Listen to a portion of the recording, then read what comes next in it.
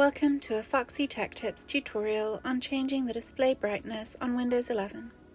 If you find this tutorial helpful, please consider subscribing to my channel and liking the video.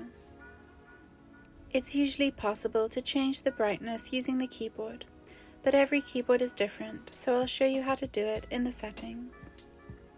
From the Windows 11 desktop, click the Start menu button from the bottom toolbar.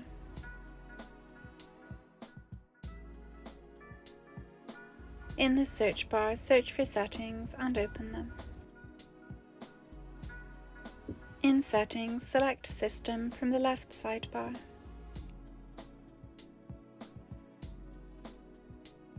Now select Display. In Display Settings, you will see a brightness slider. Move this back and forth to adjust your screen brightness. And that draws an end to this tutorial. Please like the video if you found it helpful and subscribe to Foxy Tech Tips for more Windows 11 tips and tricks.